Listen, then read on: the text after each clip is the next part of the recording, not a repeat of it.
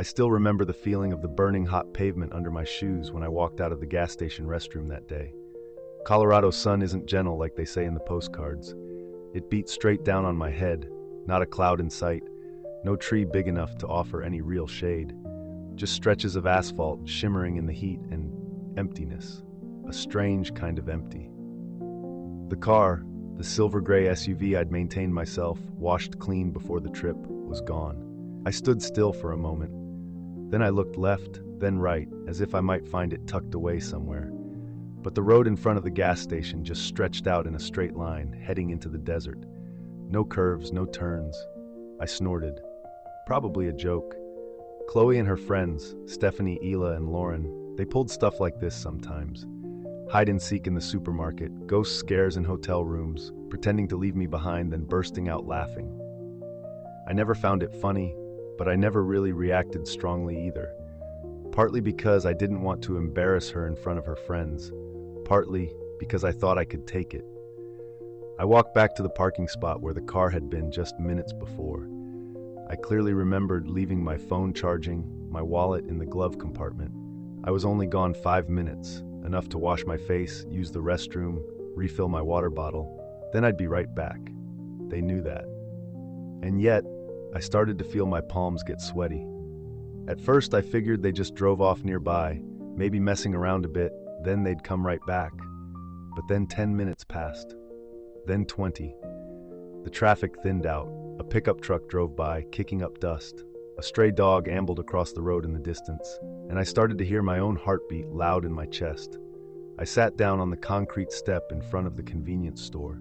The back of my shirt was soaked with sweat. Thirst started to sting my throat. I tried to picture Chloe's eyes just before I went into the restroom. She was smiling, a half smile, head tilted slightly towards Stephanie like they were sharing a secret. Lauren pretended to fix her hair but glanced at me in the rearview mirror. I didn't think much of it then, just figured they were gossiping about something silly. But now, putting it together, it all started to make sense. They had planned it. I jumped up, went into the convenience store, asked the clerk on duty, a young guy with dyed red hair and a look of complete indifference. I asked if he'd seen a silver SUV leave, if they'd left anything. He just shrugged. Didn't remember. Once again, I felt invisible in my own story. The next 2 hours passed in silence. No calls, no texts, no burst of laughter like the other times they'd come back saying just messing with you. Nothing. Just the blazing sun and the rattling hum of the old air conditioner inside the store. I started pacing around the gas station, looking for any patch of shade. My feet felt heavy as lead. Humiliation started to seep into every breath. I wasn't angry, not yet anyway. I just didn't understand. And underneath the shock, there was this suffocating sense of self-pity. I wasn't perfect, I knew that, but I'd never denied her anything. I worked extra shifts to help her through grad school. I cleaned the house, fixed the plumbing, took care of her parents when they were sick. I even put up with her friends, the ones who liked treating me like a joke, calling me the old housewife, the unpaid servant. I endured it because I thought that's what you did to keep a marriage stable. I kept thinking if I just tried hard enough, things would eventually be okay. I thought love meant enduring. Until I realized they never respected me at all. A loud rumble sounded behind me. I flinched and turned. Just a big rig pulling in, the driver getting out to buy water. He looked about 50, graying beard, worn-out baseball cap. He looked at me, not judging, just a flicker of surprise and that old-school concern you see in people who've spent a long time on the road. "You okay, son?" he asked, his voice gravelly like a long-time smoker's. I opened my mouth, about to say I'm fine, but the words got stuck in my throat. Finally, I just let out a breath and said, "My wife left me here. No wallet, no phone, just the clothes on my back." He paused for a beat, then nodded. Stuff like that happens. Hearing him say that, I felt both pained and relieved. At least I wasn't the first person to be betrayed in such a bizarre, cruel way. "Need a ride somewhere?" he asked next. I looked at the road ahead, that ribbon of asphalt running straight out, shimmering under the sun like a black, coiling snake. I didn't know where I was going, didn't know what lay ahead. I just knew one thing: I couldn't go back. I nodded. Grand Junction, guess that's the closest place. He opened the passenger door, gestured inside. Hop in." As the truck pulled away, the gas station faded in the rearview mirror. I sat there, hands on my lap, palms still damp, head spinning. But amidst the spinning, there was a brief moment where I felt a strange sense of lightness. Not because I was okay, but because, for the first time in years, I knew one thing for sure. I was never going back there again. The old man's truck turned onto a quiet stretch of road, flanked by sun-baked, red dirt hills stretching out on either side, and I sat staring blankly out the window, watching the landscape slide by, not really sure where I was headed. Wind whistled through a small gap in the window, carrying the smell of sun-scorched earth mixed with old diesel, just like the sticky feeling tightening in my chest, suffocating, nameless, and simmering like a fresh burn. I started remembering, not to blame, but like some mental defense mechanism, piecing together old fragments so I could understand. This wasn't the first fall. Chloe was always unpredictable. Some days she was so gentle I thought I was the luckiest man alive. But other times she'd look at me with eyes as cold as ice, the kind of look that made me feel like I didn't really exist in her world. I remembered one time, my 30th birthday. Chloe said she'd throw a small party. Just close friends, she said. I spent all day grilling, preparing all her favorite dishes, even ordered a cake from the bakery she liked. But that evening, when I walked out to the backyard with a platter of grilled meat, her whole group of friends, Stephanie, Lauren, even Ela, were taking turns telling hilarious stories about the dutiful husband in the kitchen and Mike, the guy who picks up his wife's dirty socks. I just stood there frozen, holding the platter. Chloe just laughed, shrugged. "You know them, just kidding." But that kind of kidding happened again and again. And I just took it. I also remembered the trip to Texas 2 years ago. It was the first time I introduced Chloe to some old high school friends. During dinner, she couldn't hide her boredom. When my friend asked about my work, Chloe jumped in first. "Mike's the kind of guy who'll spend his whole life fixing pipes or washing cars, but he's happy with that." Everyone laughed. I laughed too. But inside, something died a little. I always thought, maybe she just lacked tact. Maybe I was too sensitive. I grew up in a family where my dad never said a kind word to my mom, so when Chloe didn't hit or yell, I told myself that was enough. But no, some wounds don't need noise. Just being treated like a joke long enough makes you start to believe you are someone inferior, not worthy of respect. The truck jolted slightly, hitting a pothole.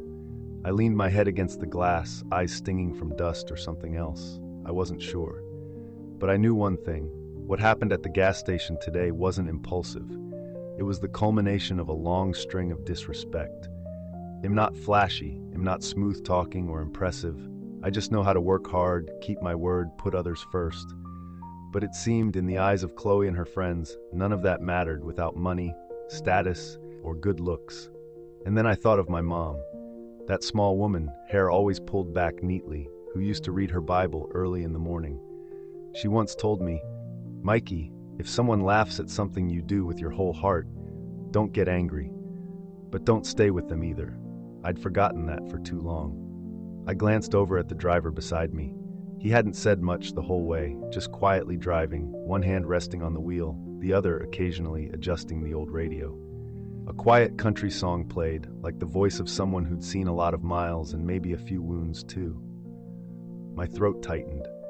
Something about that silence felt familiar, like I was sitting next to a future version of myself, if I kept living the same way, enduring, tolerating, forever being laughed at without fighting back. The truck slowed to a stop at another small gas station on the outskirts of Grand Junction. The driver rolled down his window, pointed towards a sign. "Downtown's about 10 miles that way. I'm heading the other direction." I nodded, gripping the strap of the old backpack he'd lent me, inside just the water bottle and a foil-wrapped sandwich. I got out, the truck door slamming shut behind me with a dry thud. I watched until the truck disappeared around a bend. The new gas station wasn't much bigger, but there was shade. I sat down under a dangling wooden sign, took a deep breath, then slowly opened the water bottle. The first drop trickling down my throat felt like it woke something up inside me, exhausted but alive. And for the first time in years, I wasn't wondering if Chloe was worried about me. The question didn't matter anymore. What I was asking myself was, where do I go from here? It took me almost an hour to walk to downtown Grand Junction. My feet burned from the pavement, still holding the day's heat even as the afternoon wore on. Every step seemed to add weight to shoulders that had been slumped since morning. I carried nothing but the empty water bottle and a slip of paper with an address, given to me by the kind trucker before he turned off. When I stood in front of the building, it looked nothing like any place I'd ever called home. The facade was patchy with old paint. A faded decal of a cross was stuck to the glass door underneath. Scrawled letters read, "Welcome to those needing a place to start over." I didn't know how many people had walked through that door with worn-out shoes, a heart heavy as stone, and self-respect dying with every breath. But I knew, that day, I was one of them. Inside, there was a mixed smell: bleach, stale coffee, and sweat. The air was heavy, damp, and strangely noisy, not with conversation, but with the whirring of fans, the creak of metal bed frames, and a recurring dry cough from a corner. An older man stood behind the intake counter, shaved head, calm eyes, but not cold. He glanced at me, then asked in a raspy voice, "Lost, or just run out of places to go?" I swallowed hard, tried to stand up straight. "Both," I answered. He nodded, asked no more questions, just pushed an intake form towards me. I picked up the pen, but my hand was shaking too much to write right away. It was then I realized how hungry I was. Not a gnawing hunger, but an empty kind. The feeling that my body was sitting there, but my mind was adrift somewhere. After filling it out, I was led into a dormitory-style room where dozens of metal bunk beds were crammed close together.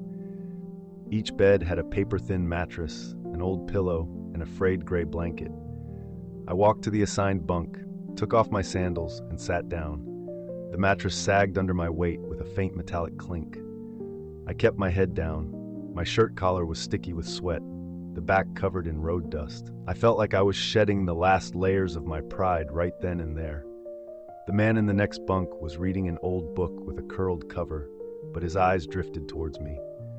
No contempt, just the look of someone who'd seen this scene too many times. I don't know what made me break down. Maybe it was because there was no one left to see me be strong. No one left for me to pretend I was okay for. Maybe because in this quiet room, amidst the sighs and wheezing breath of strangers, I just didn't have any reason to hold it in anymore. I lowered my head, covered my face with my hands, and I cried. Not out loud, just silent tears slipping through my fingers, soaking my rough palms. I wasn't crying because I'd been abandoned, not exactly for self-pity. I cried because I realized I'd let myself hit bottom without even noticing. Because I'd lived with disrespect for so long, I'd started to think I deserved it. That night, I lay facing the wall, trying to force my eyes shut. The bed frame vibrated slightly whenever someone turned over. Someone to my left was groaning in their sleep. The ceiling was dim with flickering fluorescent lights seeming to breathe. And me, I was thinking about something strange. I was thinking about my mom. I remembered her small kitchen, how she used to warm her hands over a steaming pot, whispering prayers as soft as the steam itself. I remembered her telling me once, "Mikey, you don't have to prove you're strong to the world. You just have to stand firm before God, and you'll never truly fall." I'm not a religious man, but that night, facing the wall, I whispered, "If you can still see me, please don't let me just turn to dust." A small plea, aimed at no one in particular, but I felt a little lighter. The next morning, light slanted through the frosted window pane, hitting my face. I woke to someone calling a name in the distance, then the steady, unhurried drip of coffee brewing. I sat up, eyes swollen, back aching, but there was something else. A fragile feeling, almost nameless. I stood up, slipped my sandals back on, and walked out of the room. Maybe today I'd ask for a job. Washing dishes, mopping floors, anything. As long as I could start over. Somewhere. The first morning I woke up in the shelter, the sky was still gray. The light wasn't strong enough to pierce the dusty, frosted glass, but just enough to make out the shapes of men turning in their bunks, blankets askew. The air in the room smelled sour with sweat, damp from old walls, and like the plastic of mattresses that had seen too many bodies pass through. I sat up, back still sore from the thin mattress, but my head didn't feel as heavy as the night before. I washed my face at the communal sink, the cold water making me gasp. When I looked up into the mirror, I startled myself slightly. My eyes were bloodshot, stubble covering my chin. I looked like a stranger. But what bothered me more was the look in those eyes, the look of someone asking, "Now what?" I walked out to the small dining area. A few men were already there, silently sipping weak coffee. Some stared blankly at their hands. Another flipped through an old newspaper I was sure had been read cover to cover. They didn't look at me, didn't ask. Maybe here, everyone had their own story, and nobody wanted to touch someone else's sorrow. Roy, the bald man from the intake counter yesterday, walked over, holding 2 paper cups. He handed me one, didn't say anything, just nodded. I took it with both hands. The coffee was lukewarm, and for the first time in days, my breathing didn't feel quite as ragged as before. Roy sat down across from me, his eyes looking like they'd seen many versions of me pass through this place, sit at this table. He wasn't curious, wasn't rushing, just asked one simple question: "What do you need to start over?" I froze. Such a simple question, but I didn't know how to answer. I used to think I just needed a steady job, a small house, and a loving wife. But today, between these patchy walls, I had none of those things. "Paperwork," I said, my voice raspy. "ID, driver's license." I lost everything. Roy nodded. "We can help with that. Takes time, but we can." I nodded slightly, thankful. He didn't pat my shoulder, offer empty comfort. He just put a stack of forms on the table and told me to stop by the office after breakfast. When I finished the paperwork, Roy introduced me to a woman named Jacqueline. She was maybe in her late 60s, small frame, a faded dragon tattoo on her arm, strands of gray hair tied back with an old shoelace. She didn't say hello, didn't ask where I came from. Just one sentence: "Dish pit, 6 days a week. 1 minute late, you're gone." I nodded immediately. Felt like someone falling off a cliff who'd just been thrown a rope. Jacqueline handed me an old apron, the smell of dish soap clinging to the fabric. I put it on without a second thought. The diner was small, walls covered with old country music posters, mismatched plastic tables and chairs. The kitchen in back was sweltering hot, steam and the rhythmic chop of knives creating a strange, steady beat. I stood there all morning, didn't check the clock, didn't complain. Just the sound of running water, clattering plates, and my hands constantly moving.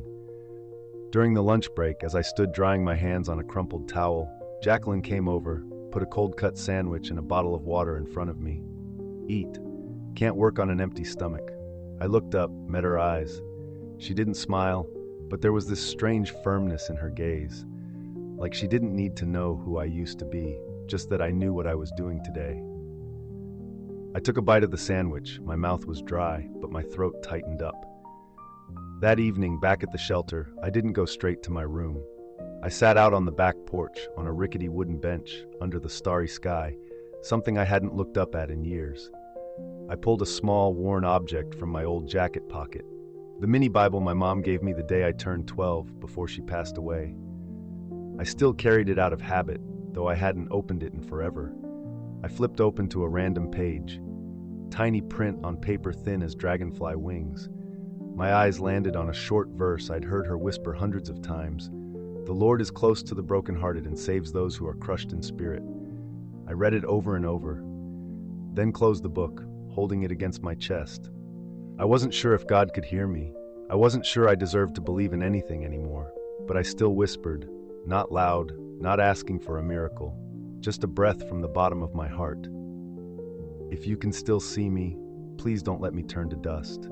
The night wind blew past, cool and light. I shivered slightly, but I wasn't shaking like the night before. I stood up, went back into the bunk room, still clutching the little book like a last anchor in a churning sea.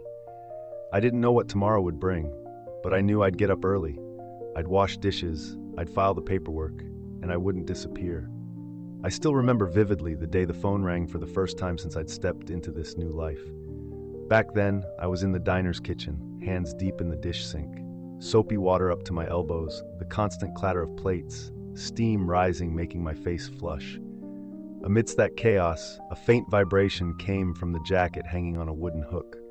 I quickly wiped my hands, walked over. The screen flashed the name I'd been trying not to think about for weeks.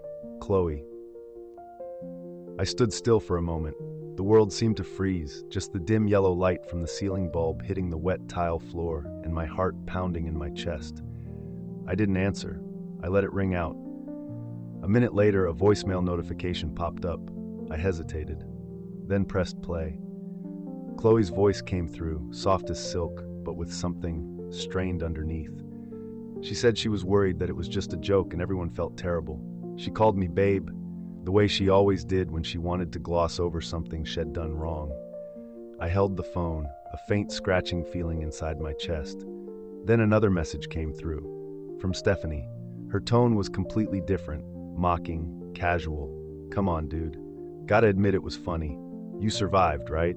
My stomach clenched. None of them thought they were wrong. They weren't calling to apologize, but to see how weak I still was. If I could be brought back. If I was still the old Mike, the guy who endured, forced a smile, and told himself it's just a joke, or not. I don't know how long I stood in that corner of the kitchen. But when I went back to the sink, the water had gone cold, and I knew something inside me was shifting. Not hatred, clarity. In the following days, the phone kept buzzing, texts, calls, even a few scattered emails. Chloe mentioned my mom, said she was worried that the family didn't know where I was. She even attached a photo of the old house, the familiar kitchen corner with the ceramic mugs I'd bought on our first trip together. She knew how to weaponize memories, and I knew it clearly. That was Chloe, using emotion like a knife.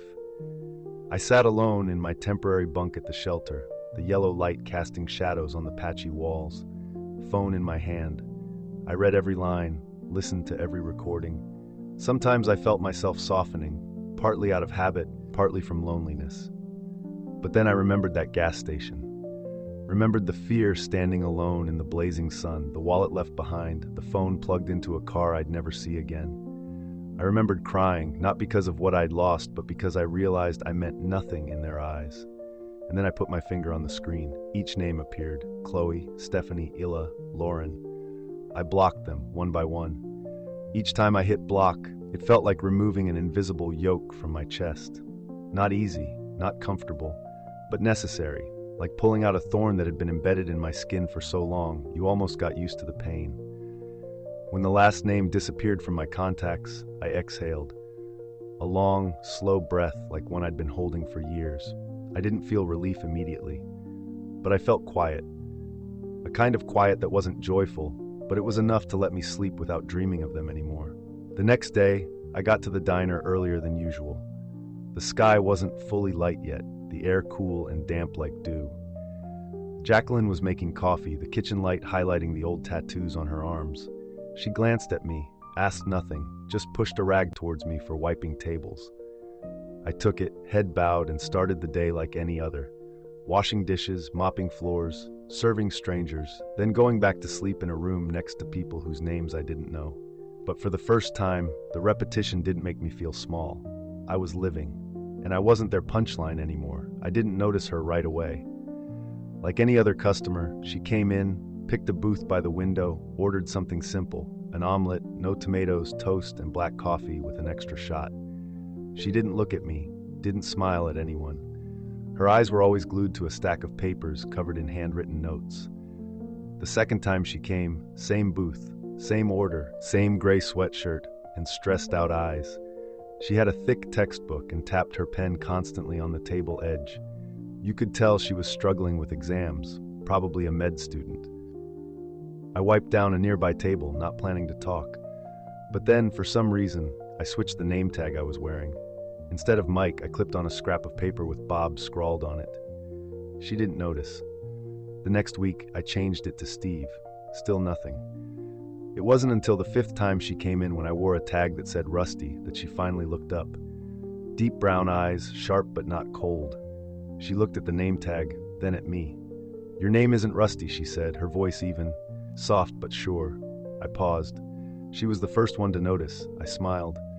Not a polite customer service smile, but a real smirk. One of the few genuine emotions I'd felt since that day at the gas station. "Isn't it?" I replied, trying to keep my voice steady. She didn't answer, just gave a small shake of her head and went back to her books. After that, I paid more attention to her. Not deliberately. It was just whenever I walked into the diner, I'd glance towards the window booth, and if she was there, I'd automatically pull her usual order from memory. Her name was Sienna. I heard a friend call her name when they stopped by. After that, I noticed how she bit her lip when she read, how she stirred her coffee not with a spoon, but by swirling the cup gently. She usually came in early on weekday mornings and late Saturday afternoons. One day she wore white scrubs, the kind interns wear at the hospital, and looked even more exhausted than usual. Once, she came in later than usual, hair messy, face pale. When I put her coffee down, she sighed, her voice almost gone. "Haven't slept in 2 days." I nodded, didn't ask questions, just quietly brought out a side of fries and an extra piece of toast, even though she hadn't ordered them. She looked down at the plate, then up at me. "Did you sneak this in?" I shrugged. "Need to keep you awake." For the first time, I saw the corners of her mouth lift. A fleeting smile, but it stayed with me all evening. From then on, there was this invisible thread between us. Not friends, not acquaintances, just two people, each quietly fighting their own battle, and maybe seeing something in the other that made them feel a little less alone. I started changing the name tags more often, Carl, Ben, Tony, and each time she'd glance at it and smirk. "Mike," she said one day when I brought the check. "I know your real name." I raised an eyebrow. "You signed a receipt with it once before you realized I was paying attention." I nodded, chuckled softly. "Good memory." "Stop messing around," she said. "You're Mike, and I'm Sienna."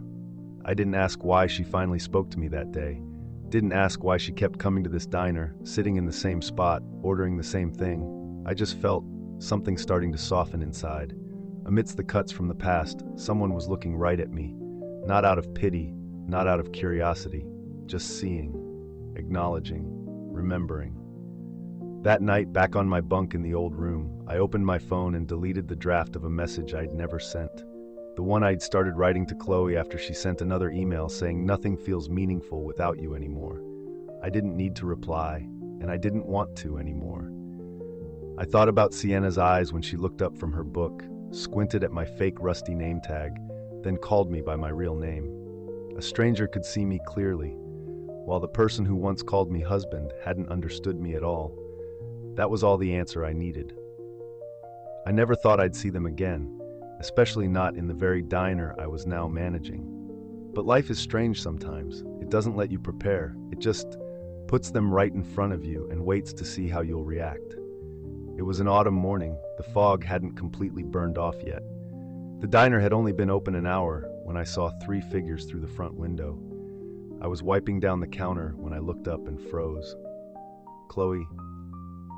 She was in the lead, hair shorter than before, shoulders slumped like she was carrying something heavy. Behind her was Stephanie, with the same cold, sharp look as always. Last was Ella, quiet, hands clasped, head slightly bowed. They didn't recognize me right away. No one else in the diner paid them any mind. The 3 of them chose a booth by the window, the exact one where Sienna used to sit and study. I stood behind the counter, still holding the rag, but not moving. My heart pounded, not from fear, but surprise. I'd thought I would feel angry, feel bitter, but no. The feeling was strange, quiet. I put the rag down, poured a pot of coffee, and walked towards them. As I got closer, Chloe looked up. Her eyes met mine, and her pupils widened as if she'd just been yanked out of a dream. "Mike, oh my God, is that really you?" Her voice trembled. Her whole body seemed to shrink into the booth seat. Stephanie leaned back, a smirk playing on her lips. "Well, look who it is. Missing Mike is the boss now, huh?" Ella said nothing, just glanced at me quickly, then looked down. I didn't say anything. I placed the coffee pot on the table, my hands steady. No smile, no nod, just stood there. Chloe wrung her hands, her voice softer. "Can you sit down? We need to talk." I shook my head. "I'm working. If you have something to say, say it." She swallowed hard, then exhaled. We need help. I lost my job. The company I started, my partner screwed me over. Stephanie's bankrupt, and Ela, she has nowhere else to go." I looked at each of them, then back at Chloe. I thought, "You'd still be laughing about the day you left me in the desert." Stephanie shrugged, trying to force a laugh. "That was a long time ago. We were young, stupid, and I was the punchline," I said, my voice not loud, not sharp, just stating a fact. Chloe leaned towards me, her eyes glistening. "Mike, I know I was wrong, but we're really struggling now. I heard you own 3 diners. Just a temporary job. I'll do anything." Ayla nodded slightly, not daring to meet my eyes. I stood there silently, not out of pity, but because the tightness in my chest wasn't anger anymore. was the feeling of finally seeing them as just people, no longer having power over me. I turned and walked towards the small office behind the kitchen, took out an old checkbook and sat down at the desk. My hand trembled slightly, but I didn't hesitate. I wrote down a familiar number, $73.50. That was the amount I'd calculated standing at that gas station all those years ago, the cost of a bus ticket from Grand Junction back to the city. The ticket I never bought, the road I didn't take. I tore out the check, folded it, and walked back out. They were still sitting there, eyes filled with a mix of hope and anxiety. I placed the check on the table without a word. Chloe unfolded it. When she read the amount, her face went pale. "Mike, what is this?" "The bus ticket I didn't buy 15 years ago," I replied. "Consider it a gift. That's all I owe you." Stephanie tossed her head back, her voice sharp. "You think that settles it? Years of silence, and now you throw this scrap of paper in our faces?" I looked her straight in the eye, still keeping my voice level. "No, I don't think anything. I'm just returning the value of what I received. A joke, a lesson, and a decision that led me to the life I have today." Hila started to stand up, about to say something, but I held up a hand, cutting her off. "You don't need to explain. We have nothing left to say." I turned away, left them sitting there, silent and stunned. Behind me, I heard the scrape of chairs, the chime of the front door opening. The wind blew in, carrying the scent of late autumn sun and a chill just sharp enough to remind me I was living in a very different time now. I stood at the counter, poured myself a coffee, then leaned against it, looking out at them standing in the parking lot. They were arguing, pointing fingers. Chloe had her face in her hands. Stephanie was yelling. Hila just stood there like a shadow. And me, I felt nothing inside anymore, just a calm silence, as if I'd finally closed the last door to the past.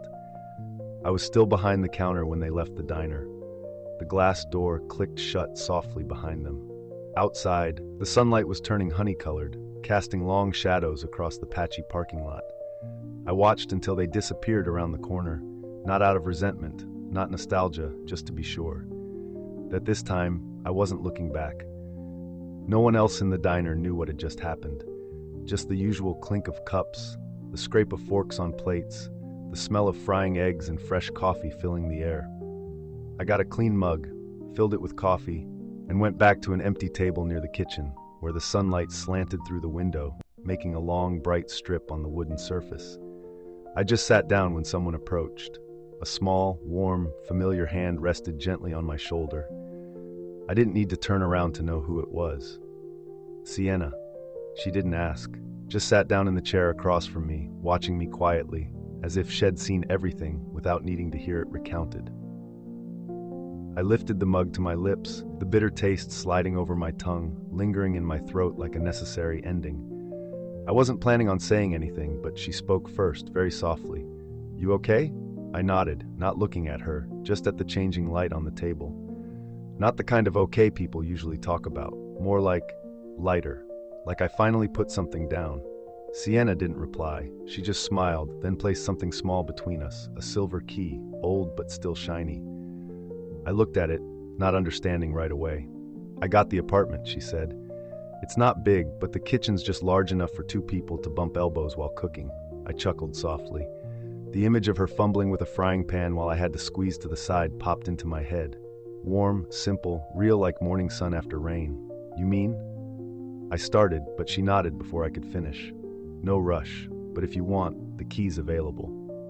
I was silent, not out of hesitation, but emotion. Part of me still wasn't used to being chosen. Not forced, not manipulated by emotions, by tears, or pleading. Sienna never pushed me towards her. She just stood there, steady, and opened a door, right when I was brave enough to walk through it. I picked up the key. It was cool to the touch, but somewhere inside me, a place started to warm up. That evening, when we got home, I put the key on the kitchen counter. The apartment was small but tidy. A few medical textbooks on the shelf. In the corner, the cream-colored throw blanket Sienna always wrapped herself in while reading. Everything bore her mark. Simple, orderly, nothing flashy, but enough to make you want to stay. We had a simple dinner, spaghetti and stir-fried vegetables. I washed the dishes. She wiped the table. Then we sat together on the sofa, the lamp casting a soft glow like her voice when she asked, "Have you forgiven them?" I leaned my head back, looked at the ceiling, and sighed softly. "I think it's not forgiveness, it's letting go." She tilted her head. "They don't take up space in my heart anymore. I don't have to hate them to remind myself I was hurt. I just don't need them present anymore. That's all." She nodded, then leaned against my shoulder. "I liked how you answered them. That check, it was like a judgment, but without a single insult." I smiled because I knew what would hurt them wasn't losing money. It was losing power. They couldn't hurt me anymore. Silence settled for a moment. Just the tick of a clock and her breathing beside me. I put my arm around her shoulder, squeezed gently. My heart didn't feel heavy anymore, but empty in a peaceful way, like I'd finally cleaned out that old cluttered room in my heart. I didn't know what the future held, but I knew tonight, when I lay down in this new bed, next to the woman who didn't need to control me to love me, I would sleep peacefully. I used to be the one left behind. Now, I was the one choosing. I woke up earlier than usual that morning, not because of an alarm clock, but because of a different kind of quiet. The kind without traffic noise, without people yelling outside. Just the early morning light quietly flooding in through the small window, reflecting off the white living room wall, where Sienna had fallen asleep over a stack of papers she needed to grade. I sat up quietly, the blanket still warm, the scent of her hair lingering on the pillow. Slipping out of bed, I went to the window, gently pulled back the curtain.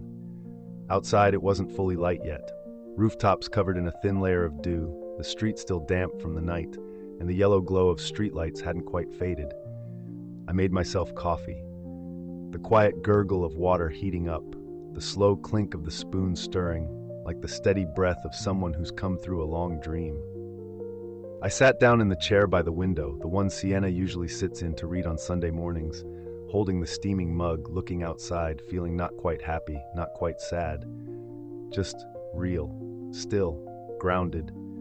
Everything seemed truly behind me now. I no longer thought of Chloe when I saw someone smirk. I didn't flinch anymore at the sound of screeching tires or a familiar name popping up on a phone screen. The old nightmares, the ones about being left at the gas station that year, didn't visit anymore.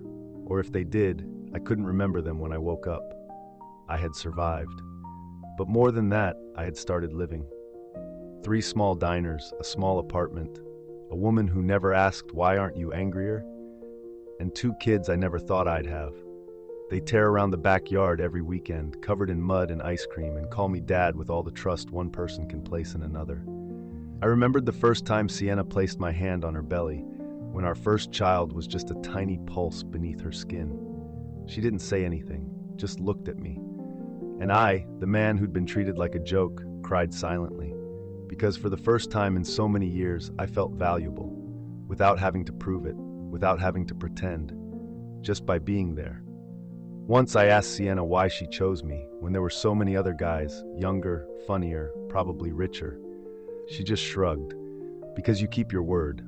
A simple sentence, but it was the validation I'd craved for years, not from Chloe or anyone else who'd ever dismissed me, but from someone who truly saw me without asking me to change to fit their mold. I took another sip of coffee, slightly bitter, aromatic, warm, just like the life I was living now. I still go to work every day, still step behind the line when an employee calls out sick, still wipe counters, wash dishes, shake hands with regulars. I'm no model boss. I just do the work I always did, but this time with autonomy. I didn't need anyone to promote me. I promoted myself. People sometimes ask me, why didn't you sue them? Why didn't you expose them online? Why not humiliate them like they did to you? I just smile. I don't need to win their way. Winning for me is sitting in this small kitchen, in the early morning light, hearing the steady breathing of my wife and the tiny footsteps of my daughter tiptoeing from the other room. Winning is when I no longer have to live to prove anything to anyone but myself. Winning is being able to look back at the whole journey, the gas station, the shelter, the days washing dishes with cracked hands, and know that none of it broke me. It made me grow. Some hurts don't need to be returned. Some losses don't need to be reclaimed. Some people don't need to be hated anymore because they simply have no power in your life. I looked up. The light was clearer now. The sky was starting to turn a pale blue, the rooftops sharp under the sun. My little girl was standing in the doorway, hair tousled, clutching a teddy bear, eyes half closed. I opened my arms. She ran over, climbed onto my lap. I kissed her forehead, and together we sat quietly, watching the dawn break outside the small window. And I thought to myself, maybe this is the best ending a man who was once left behind could ever dream of. I never thought I'd reach a day where I'd sit down and feel thankful for the people who hurt me. Not because I've forgotten, not because I'm holier than thou. It's just that when I look at everything I have now, this family, these morning smiles, the 3 small diners I built from nothing, I realize one thing. Without that fall, I might still be living in a gilded cage. Still the compliant husband, quietly shrinking myself to fit someone else's definition of good. I used to think forgiveness was a gift you gave to others, but eventually I realized forgiveness is the gift I gave myself. Because when I let go of the anger, when I stopped waiting for an apology that would never come, when I chose silence and moving forward instead of turning back to teach someone a lesson, I felt lighter, and I could live fully in the present. Once my daughter asked, "Daddy, why do you help strangers so much?" I leaned down, looked into those clear eyes, and said, "Because sometimes a stranger helped Daddy without needing to know who he was." I thought about Roy, who handed me that first intake form, thought about Jacqueline, who gave me a mop instead of asking about my past, thought about a hot bowl of soup, a dry towel, or a simple greeting I received when I had nothing left. Those small things, they kept me standing when I thought I wasn't worth anything. And now that I can stand firm, I want to pay that kindness forward, by telling this story, by living decently every day, by giving, not because someone deserves it, but because I once received when I had nothing to give back.